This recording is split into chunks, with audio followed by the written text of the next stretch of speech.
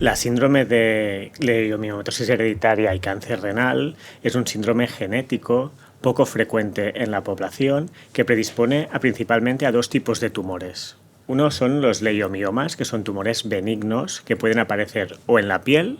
o también en las mujeres se pueden aparecer en el endometrio, que es la capa interior de la matriz del útero. Son tumores benignos que pueden aparecer a lo largo de la edad. Y también este síndrome predispone al cáncer renal, al carcinoma renal, que es un tumor que sí que es maligno y que en algunos casos puede ser agresivo, que aparece en pocas personas que tienen el síndrome, pero que es una de las principales manifestaciones que más problemas puede dar en una persona. No quiere decir que todos los tumores vayan a aparecer en todas las personas.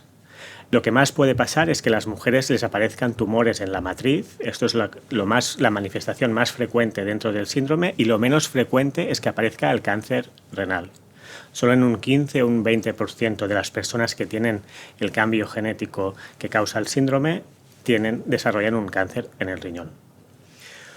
Una de las características principales de este síndrome es que es un síndrome hereditario. Normalmente no aparece solo en una persona, sino que hay varias personas de la familia que tienen el mismo cambio genético, porque estos cambios genéticos pueden pasar de padres a hijos y se pueden ir transmitiendo. Lo que suele pasar en estas familias es que son familias en las que no hay cáncer de riñón, porque como hemos dicho, el cáncer de riñón es de las manifestaciones menos frecuentes. Entonces son familias donde una o dos personas pueden tener miomas en la matriz a edad joven, que ha requerido que esta mujer tuviera que quitarse la matriz a edad joven, o personas que tienen lesiones en la piel, pero no hay cáncer. Entonces, cuando hacemos el estudio genético a una persona que tiene lesiones en la piel o en la matriz y encontramos que hay un cambio genético, es importante promover la comunicación de la información genética en la familia. Y esto es un reto, porque las familias son como organismos vivos que tienen sus propias reglas y sus propias normas, y la comunicación de la información genética puede resultar incluso un tabú en algunos casos, porque estás desvelando una información sobre ti que va a implicar a otra gente y pueden aparecer sentimientos de culpabilidad, sentimientos de vergüenza. Nuestro objetivo es que una vez se identifica el cambio genético que causa el síndrome, este se pueda comunicar a cuanta más gente de la familia mejor, para que la gente pueda decidir si quiere o no quiere hacerse el estudio genético, para saber si tiene el cambio genético y para saber si tiene este riesgo más alto, ya no tanto de la patología benigna, pero sobre todo de tener un cáncer de riñón, saber si tiene más riesgo de tener un cáncer de riñón y adecuarse a un programa de detección específico para este síndrome.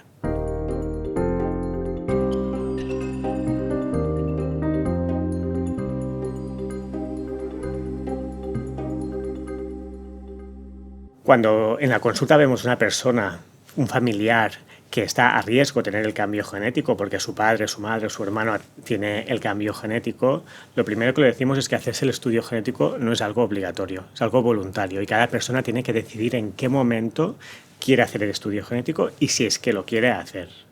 Es verdad que la mayoría de personas quieren realizar el estudio genético porque quieren conocer si tienen el síndrome, porque en el caso de que lo tengan, quieren seguir un protocolo de seguimiento de detección precoz del cáncer de riñón. Pero no es obligatorio hacerlo, y esto es importante: informar a las personas, hacer un buen asesoramiento donde se explique las implicaciones que tendría si tuviera el cambio genético, los riesgos que se asocian al cambio genético, las implicaciones para la descendencia si es que tienen o quieren tener descendencia. Entonces,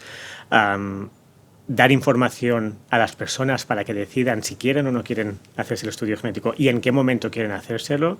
es algo que requiere tiempo, y no hay un momento perfecto para hacerse el estudio genético. Cada persona decide en qué momento es bueno para su vida, y es importante tener en cuenta que el resultado del estudio genético no es un diagnóstico de cáncer. Al contrario, cuando una persona tiene el cambio genético, hacemos énfasis en que el cáncer de riñón no es lo más probable que le va a pasar.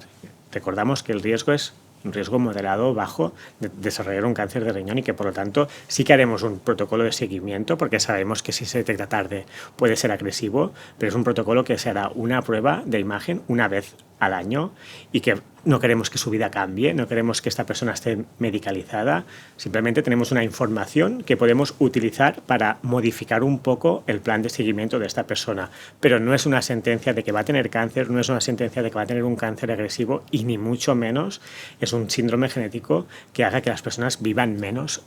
ni siquiera que vivan peor, probablemente.